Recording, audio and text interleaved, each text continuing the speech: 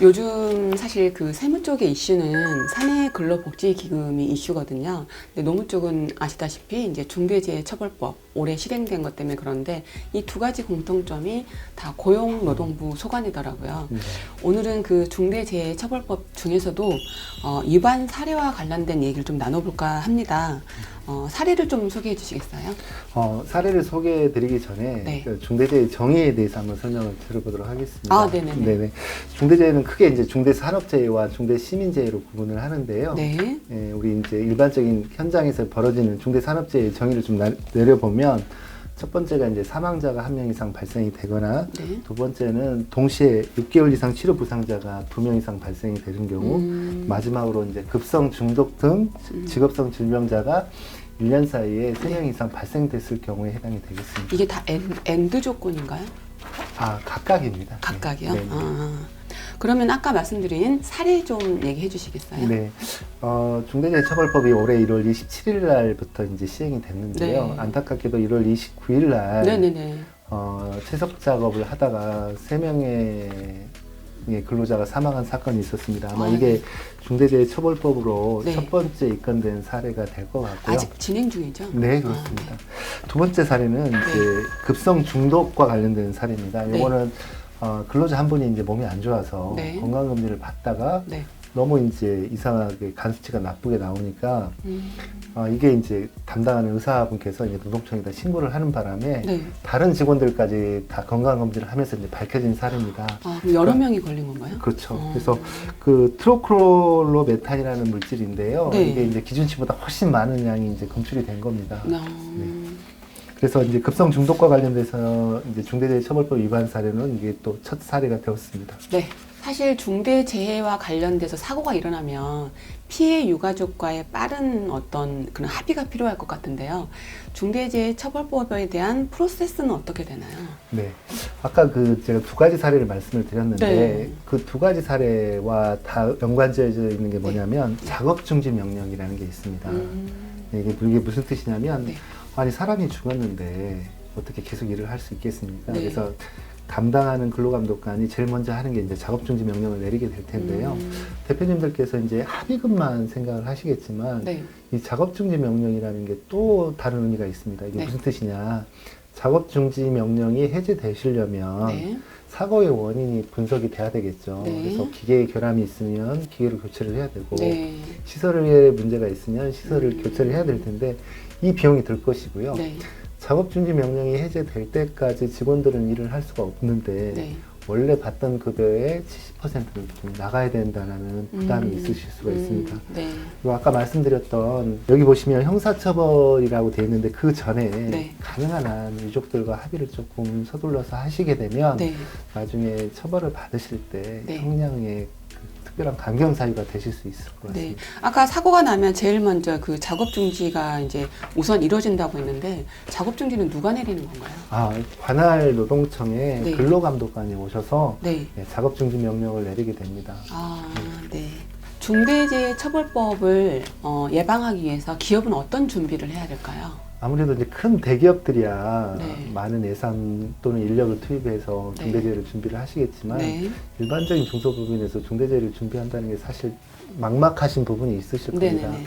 제가 좀 더 솔직하게 말씀을 드리면 네. 중대재해처벌법은 중대재해가 발생되지 않으면 어떤 불이익은 사실 없습니다. 그쵸. 죄가 걸리면은 죄가 되는 거고 아니면 그냥 가는 네. 거니까. 그럼 위반을 대비해서 꼭 필요한 게 있다면 뭐가 될까요? 제가 이제 이 유튜브 방송을 보고 계시는 우리 법인의 대표님들한테 네. 아까도 말씀드렸다시피 회사가 사실은 경영이 많이 어려운 상황에서 중대재해를 준비한다고 해서 예산이나 인력을 막 투입하기가 쉽지가 않지 않습니까? 그래서 딱 두 가지를 좀 말씀드려보고 싶습니다. 네. 하나는 서류고요. 네. 하나는 좀 돈을 준비를 하시라라는 말씀을 드리고 싶습니다. 네. 자, 서류라는 의미는 뭐냐면 네. 중대재해와 관련돼서 그동안에 너희들은 뭘 했느냐 그래도 이런 노력들을 다 했습니다라고 이렇게 보여주실 필요가 있기 때문에 네. 서류, 네. 동영상, 네. 사진 뭐 이런 것들을 준비하실 필요가 있는 것이고요. 네. 중대재해라는 게 아무리 저희가 잘 준비를 했다 하더라도 네. 인간은 실수하게 돼 있고 네. 기계는 고장나게 돼 있는데 네. 그러면 중대재해가 막상 발생이 됐을 때 네. 어떻게 우리 피해를 입으신 유족이나 또는 재해자들한테 뭔가의 혜택이 있어야 될 거 아닙니까? 네. 근데 그게 어느 정도 돈이라는 부분이 좀 준비할 필요가 있다라는 말씀 좀 드려보고 싶습니다. 네. 그럼 그 안전 관리를 잘하기 위해서 어떤 구성 요소가 필요하다면 어떤 것들이 있을까요?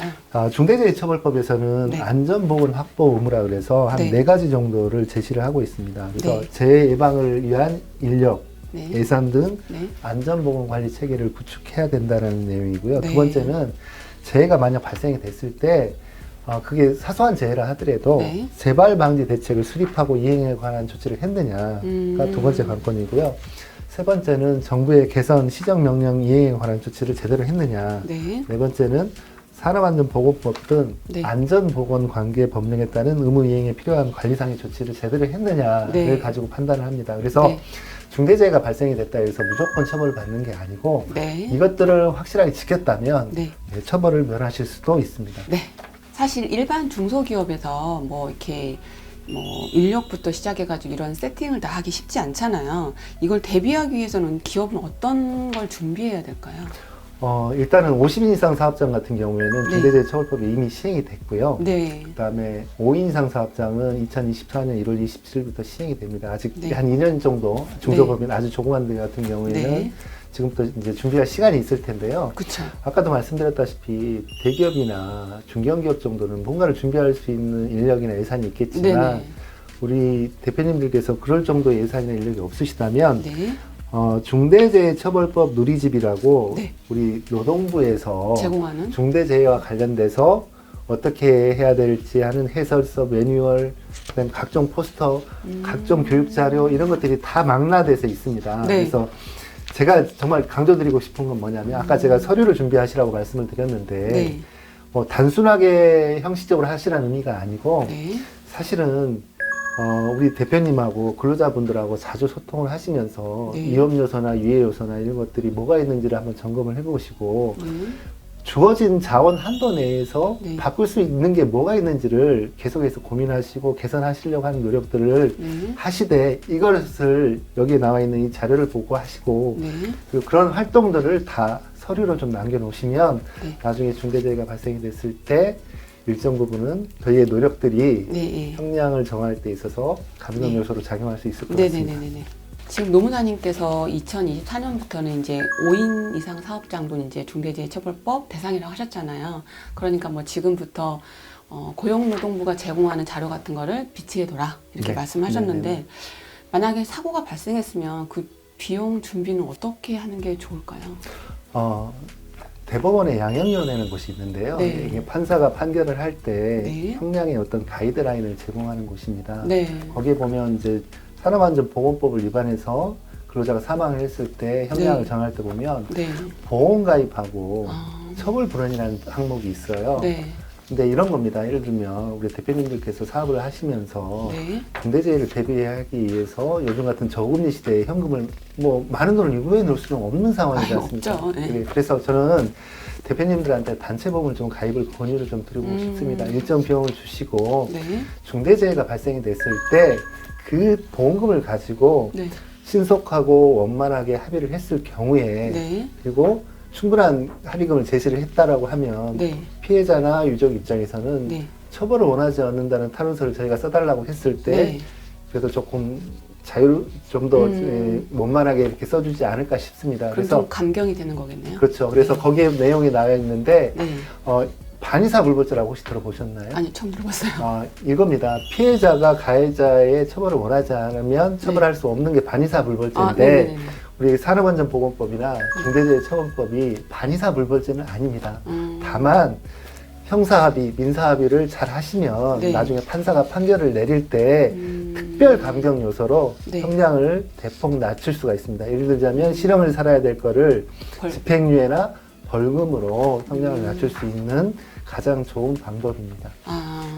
아까 노무사님께서 그 보험 가입을 좀 하게 되면은 좀 아무래도 그런 혜택이 있다라고 말씀하셨는데 아니 왜 다들 공장 화재 보험도 넣고 자동차 보험도 넣고 집 화재 보험도 넣고 다 넣는데 왜 단체 보험을 안 넣을까요? 글쎄요. 네. 우리 대표님들께서 네. 공장에 화재보험을 넣으시면서 그러니까요. 왜 단체보험을 왜 안 넣으시느냐. 네. 잘못 알고 계신 겁니다. 예를 네. 들면 직원들이 일을 하다가 불이 나서 네. 죽는 경우도 많이 있지 않습니까? 그러니까. 이게 산업재해고 이게 중대재해입니다. 네. 그래서 당연히 네. 화재보험을 가입하신다면 우리가 공장이 불이 날까 봐서 걱정하시면서 네. 직원들이 죽거나 다칠 거에 대해서 고민을 안 하신다는 것은 좀 말이 안 맞는 거지 그러니까요. 않을까요? 금액도 세지 않으니까 꼭 준비를 했으면 좋겠습니다. 네, 네. 뉴스를 보다 보니까 경찰들 사이에서 이게 바디캠 설치하는 걸 많이 봤거든요. 근데 며칠 전 그 기사를 보니까 체납부서에서 그 38 세금 징수과죠. 거기에서 이제 체납금을 회수하려고 하는데 막 칼 들고 막 휘두르고 하니까 이제 증거 자료가 필요해서 이제 공무원들도 바디캠 설치를 하더라고요. 중대재해 방지를 위해서 뭐 이것도 괜찮을까요, 바디캠? 좋은 아이디어입니다. 실제적으로 이렇게 현장에서 쓰고 있고요. 아, 예를 들면 이런 겁니다. 건설 현장이라고 가정을 네. 해볼게요. 네. 그러면 아침에 조회를 하실 거 아니에요. 네. 그러면 이걸 바디캠을 달고 조회를 하는 거죠. 그래서 예를 들면 오늘의 작업이 어떻게 진행이 되고 오늘 네. 특별하게 위험한 작업은 이렇게 진행이 될 테니 관련자들 외에는 이쪽에 네. 오지 말아라. 그다음에 뭐 아침에 체조도 하고 네. 그다음에 안전모나 안전대가 제대로 차고 나가는지를 네. 보드캠을 통해서 이제 다 촬영을 하는 것이죠. 그리고 작업을 하다가 갑자기 돌풍이 불어가지고 네. 근로자가 뭐 떨어져 사망을 했다라고 했을 때 아침에 이런 조치들을 다 했습니다라고 소명할 수 있는 자료를 활용할 수가 있을 것 같고요. 두 번째는 근로자한테도 바디캠을 조금 달게 하는 것도 좋은 방법일 것 같습니다. 예를 들어서 고소 작업을 하고 있는데 네. 밑에서 이제 바디캠에 그 찍히는 내용을 봤더니 근로자가 많이 흔들린다. 네. 그러면 당장 작업하지 말고 내려오라라고 지시를 한다면 이것도 중대재해 예방에 큰 도움이 되지 않을까 싶습니다. 가격이 비싸지 않나요? 글쎄요. 네. 마지막으로 어쨌든 올해 이제 노동부의 중점이 산업안전 감독에 대해서 조금 강화되어 있는데 뭐 특별히 어떤 업종에 조금 더 강화한다 뭐 이런 기준들이 있나요? 올해 그 노동부에서 네. 그 중점 산업안전 감독 대상의 업종이 좀 정해졌습니다. 네. 그래서 지역별로 보면은 네. 서울은 이제 달비계 말 그대로 여기 그림에 나와 있는 것처럼 네. 아파트 같은데 이렇게 도색하시는 분들이 쓰는 것들이거든요. 그래서 달비계 사용 도장 작업이고요. 수도권은 이제 폐기물 또는 물류창고 신축과 관련된 업종. 네. 강원도는 임업, 그다음에 영남권역은 조선업, 네. 그다음에 충청권역은 고위험 제조업, 네. 그다음에 호남권역은 항만하고 어선과 관련돼서 올해 산업안전감독이 중점적으로 진행될 예정입니다. 네. 뭐 지역별로 이렇게 아무래도 사고 다발 지역이 약간씩 다른 것 같네요. 네. 오늘 그 중대재해처벌법과 관련해서 알아보았는데 우리 영세한 중소기업들이 필수 준비품은 저는 서류와 서류랑 돈. 돈. 네. 저는 한 개 더. 돈 바디캠. 빠질까요? 네, 바디캠. 네, 네, 오늘 도움 말씀 감사합니다. 네, 고맙습니다.